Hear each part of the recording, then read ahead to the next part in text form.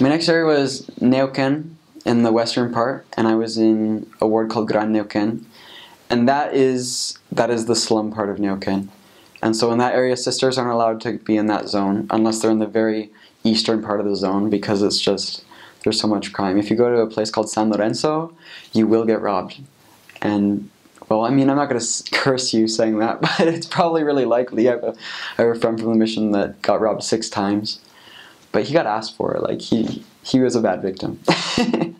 But, so crime is pretty rampant. We hear gunshots sometimes, but it's nothing to be worried about. The thing is that they do respect the missionaries.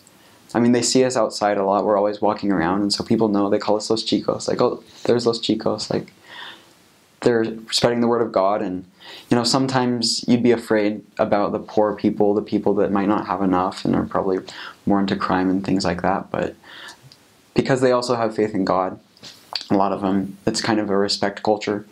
And so I never had a problem. I remember going to my area in Gran Neuquen, and I worked in a little neighborhood called Valentina Sur.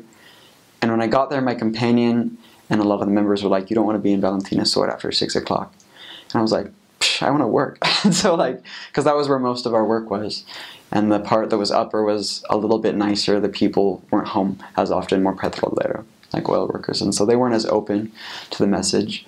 So I was with my companion, and we decided, like, hey, let's just stay out a little bit longer, see what it's like. I was there during the summer, and so it was lighter until about 10 o'clock. And so I didn't feel bad. They said, go home after dark. There were a few days that I was there after dark, but I never really had any problems. The people were really friendly there, and I never saw any problem. Like, I don't know what they were talking about, but maybe I just had too much faith and was being dumb. I don't know. The apartments will vary where you are. I mean, sometimes you'll find a better apartment, and sometimes you'll be in one. I remember my first apartment was, Centenario was pretty close to Neuquen, and we called it a cave because it was like 4 brick walls, and then there was a bare bulb like hanging from the ceiling, and there was one little brick up on the top. Like, it was a glass brick, so a little bit of light came through, and it was just dark all the time. We studied like in the dark with a little bare light bulb, and then there was a kitchen and everything, a small bathroom. In Neuquen, there's a few things to do. It's not a very scenic area, but you can compensate for that with things to do with like the zone or with your district. I remember a lot of P days we would go play soccer, and then probably every P day we'd go to a place called Guido, which is an ice cream place. And it's all around Argentina, but it's a great ice cream place. And every P day we'd be like, what are we going to do? And then we're like, let's go to Guido and go get ice cream. In Neuquen, over by Villa Seferino, there's a larger supermarket. It has a bowling alley, so we'd go bowling a few times. I think one of the biggest things what we loved to do in my mission was eat. And especially in those areas, because it's not like you can't go on hikes. Like down in the mountains, you can go on hikes and stuff and see the scenery and go to different places like that. But over in Neuquen, you're just like in the city. And so we would go and find food. One of the best things is factores. In one of my areas, it was in Neuquen Oeste, there was a guy, we found a bakery that had been built in our area. And one day we were on exchanges, and we were just super hungry, so we're like, oh, let's just go get some factores, which are like, they're like little pastry donut things, and they have little fruit filling or like pastry cream and stuff like that. They're really good.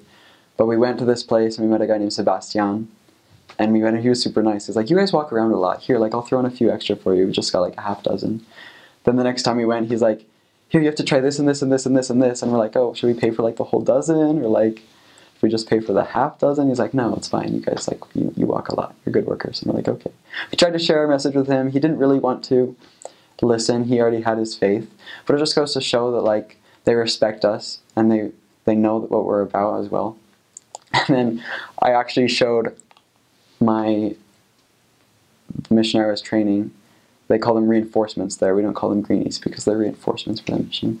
And I showed him, I was like, there's this great guy named Sebastian that gives us factores. And so we went down, and one day he just gave us, and it was progressively getting better, and he gave us like a dozen for free. And we just like walked in, and I was like, are you sure, Sebastian? Like, we have money. It's like, no, you guys deserve it. And we're like, okay. And then we left, and so then from then on, my companion was just like, let's go visit Sebastian. I'm like, you just want factores? He's like, well, yeah. I'm like, okay, well, we can eat factores when we walk around.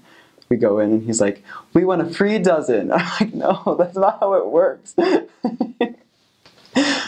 So we love eating food. We love hanging out in our district on P days. It's a good thing to do. A lot different from down in the mountains. In Gran Neuquen, there was Isabel Vidal. She was a return missionary. There was, the bishop was actually really helpful. And we would have family night in the bishop's home a couple times. And most of the members, I mean, they've got busy lives, like I said. In that part, the further you get away from downtown, it's kind of a poor area, and so they're working a lot. But we'd program like lessons, and we'd invite them to come, and if they could, they'd tell us, and if not, no. But mostly all the members would help. I remember there was one named Rafael Mejado, who was the brother-in-law of the bishop, and he was really awesome. He'd come with us, and he served his mission a long time ago, and so he had a lot of fun with us. We'd go visit lots of people. But